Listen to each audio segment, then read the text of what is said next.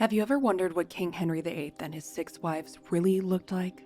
We have dug into the history, analyzed the portraits, and built facial reconstructions based on the best evidence out there. And stay tuned at the end for what I envision the wives looking like in the modern day. So without further ado, please hit that like and subscribe button, and let's get ready to meet the real faces of Henry VIII and his 6 legendary queens. Let's talk about Henry VIII's first wife, Katherine of Aragon, and maybe clear up some myths while we're at it. You can forget the Hollywood version with dark hair and smoldering dark eyes. Katherine was actually a redhead with pale skin, bright blue eyes, and a round face. She was considered a classic Tudor beauty and not the typical Spaniard look. Now, even though we have solid descriptions of her appearance, figuring out what Katherine really looked like is a bit of a mess, because most portraits we think are her don't actually match up. This is the so-called portrait of a girl. It's believed to be a young Katherine and looks a lot like her sister Juana, whose portrait is confirmed. But then we get a bunch of other paintings that are supposedly of a teenage Katherine, and things start to fall apart. One famous portrait often linked to her might actually be of her sister-in-law, Mary Rose Tudor. Even the museum it's displayed in labels it as Mary Rose to this day. The first confirmed portrait of Katherine isn't until 1520, when she was about 35. And honestly, it doesn't really look like the earlier ones. You'd barely think they were the same person. Then we've got 2 miniatures by Hornbout, both confirmed to be of Katherine, but even they don't quite look the same. Same artist, same subject, but somehow different features. So to make sense of it all, I created 2 reconstructions, one based on the sit-out portrait, likely of a young Katherine, and one from the Hornbout miniature of an older Katherine. So let's take a look at the face of Katherine of Aragon now.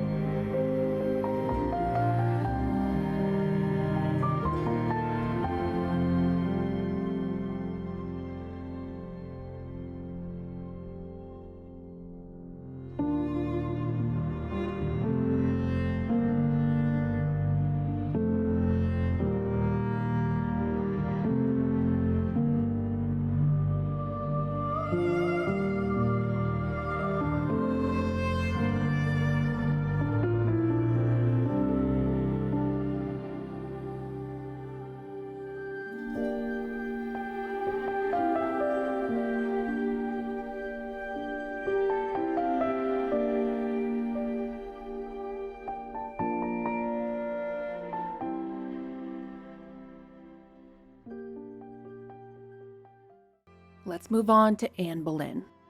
The true face of Anne has sparked centuries of debate. Henry VIII's second wife has long been painted as a seductive temptress, which only fuels the fascination with what she actually looked like. The problem is we don't have a single surviving painted portrait from her lifetime, only later copies, all showing her with slightly different features. Eyewitness accounts describe her striking dark eyes, a long, graceful neck, and a wide, full mouth. The only image we know comes from her life is a battered medal that shows a very different Anne from one that's shown in later portrait copies, with strong features, a prominent nose, and an English-style gable hood. There's even reason to think Anne might not have been the dark-haired beauty we picture today. She may have been a redhead, or at least had some auburn tones based on newer evidence. Check out our latest video on Anne to dive deeper into that. For my reconstructions, I drew from 2 intriguing sources: a 1926 photograph of what's believed to be the long-lost Lumley portrait, possibly the only painted likeness made while Anne was queen, and a sketch linked to Hans Holbein, thought by some to be the preparatory drawing for a formal portrait of the queen. So with all this in mind, let's uncover what Anne Boleyn may have really looked like now.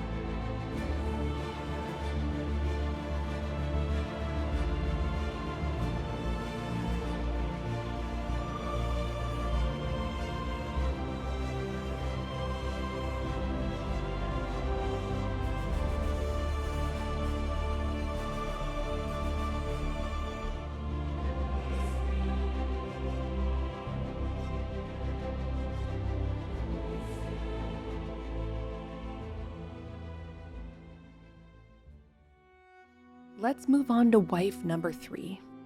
Jane Seymour wasn't exactly the court's top pick for Henry's next queen, and honestly, people were confused by his choice. By Tudor standards, Jane was considered pretty plain. She was 27 when she married Henry, which was on the older side for a royal bride then, not now, with very pale skin, dark blue or gray eyes, and an average height. Ambassador Chapuis called her no great beauty, and Sir John Russell said she needed a lot of help, fine clothing, jewelry, the works, in order to stand out. Her predecessor, Anne Boleyn, by contrast, didn't need much to command attention. But that quiet, modest image did work in Jane's favor. After the chaos of the Anne Boleyn period, Henry was ready for someone more reserved, and Jane played the part perfectly. When it comes to portraits, we've really only got one solid likeness. Hans Holbein painted her in stunning detail, showing off her lavish wardrobe and love of embroidery. You can see her sleeves decorated in the black work style, which Catherine of Aragon had originally popularized in England. One thing Jane was firm on was the gable hood. It's not the most flattering headdress, but she wore it exclusively. It was a clear signal that she was nothing like Anne Boleyn, who favored the trendier French hood. So let's take a look at my recreations of Jane Seymour now.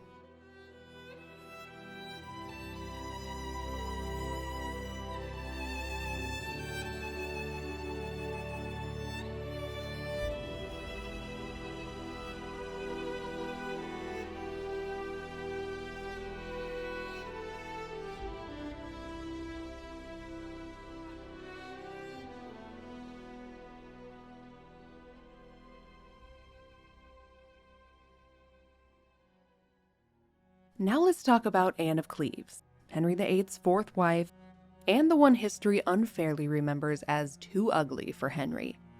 But the truth is way more nuanced. After Jane Seymour died giving birth to his only son, Henry's advisors pushed him to remarry. Politically, Anne of Cleves was a smart match, a Protestant alliance from a powerful German duchy. And with Henry's reputation in Europe, he was lucky to find a foreign bride who would agree to marry him at all. The first English mention of Anne comes from Ambassador John Hutton, who casually noted that she wasn't praised much for her looks. Still, the artist Hans Holbein was sent to paint her. He portrayed Anne in stiff German court dress, facing forward, which some say may have flattered her features, downplaying her large nose and smoothing over some of her smallpox scars. Henry loved the painting and instantly got excited about the match. So what else did he know about her? It was reported to him that Anne was tall, slim, and had a, quote, brown complexion, which in Tudor standards just means a little darker than Jane Seymour's.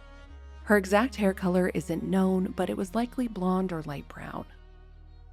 Personality-wise, early reports were glowing. She was described as kind, gentle, curious, and eager to learn English traditions. But an awkward first meeting left the two on the wrong foot, and Henry's excitement immediately disappeared.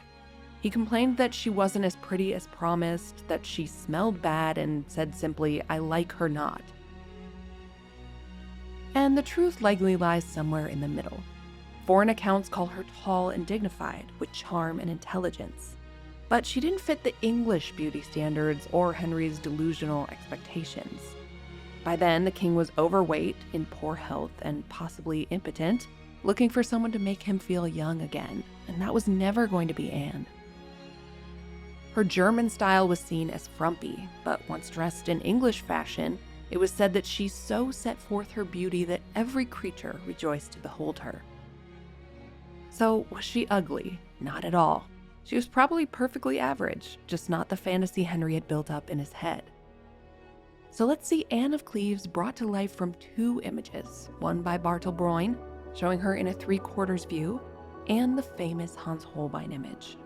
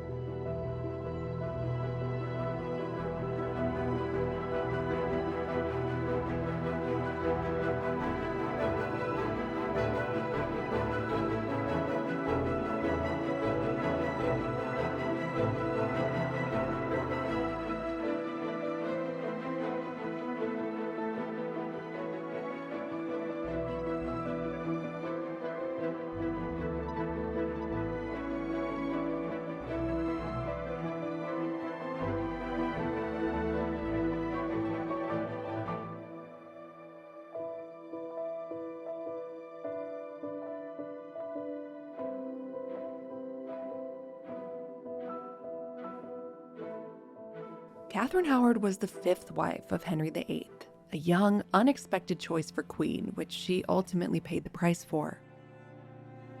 In the autumn of 1539, Catherine would travel from her modest country home in London to the glamorous Tudor court, where she pretty much immediately caught Henry's eye. As one source put it, the King's Highness cast a fantasy to her the first time he saw her. But what exactly did he see? We don't have a single verified portrait of Catherine left for us today. Maybe one was never made, or maybe they were destroyed after her downfall. Descriptions are also vague, that she was short, slender, fresh-faced, and lovely. No real detail there. Over the years, historians have floated a few possibilities for portraits that might be Catherine. First, there's this Holbein portrait. It was identified as Catherine in 1909, but is more often tied to the family of Thomas Cromwell, possibly being one of his daughters. The date of the portrait and the age of the sitter don't quite line up to be Catherine. There's also this miniature image. The subject wears a gold necklace that is known to have belonged in the royal collection of jewels. But that's not solid proof either, with some believing that this is actually a portrait of Anne of Cleves.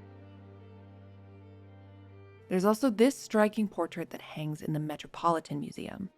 It's from the right era and shows a young woman dressed in the style and status of a Tudor queen. Other possible sitters have been ruled out, so I consider this the most likely option. This could definitely be the face that captivated Henry in 1539. So let's take a look at the face of Katherine Howard, brought to life from the miniature and from the Metropolitan Museum image now.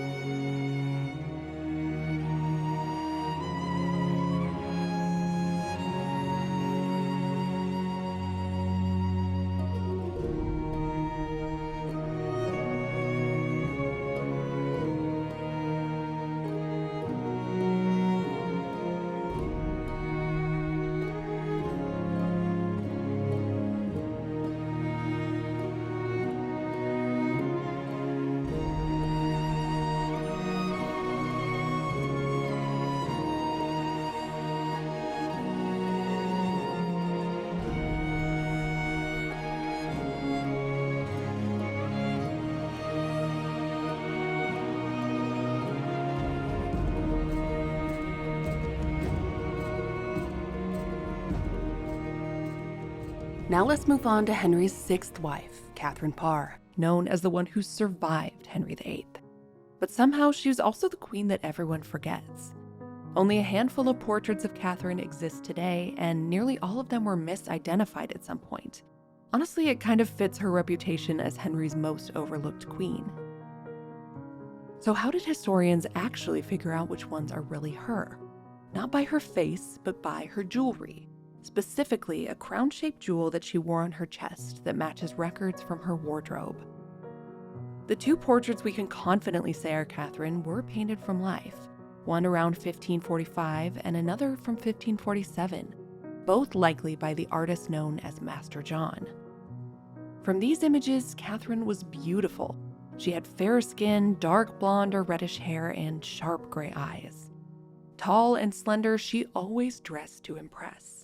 She was also known to be smart, funny, and full of life. Personally, I love this 1547 portrait. There's something so striking about her cat-like eyes and calm confidence. It feels more real than other Tudor portraits to me.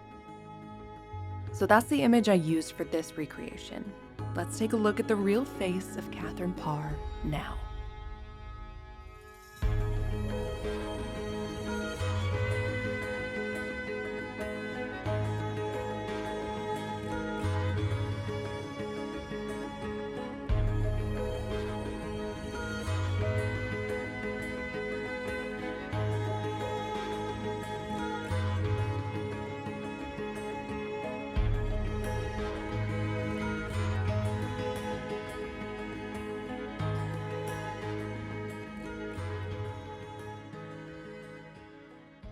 And now for the man himself, King Henry VIII.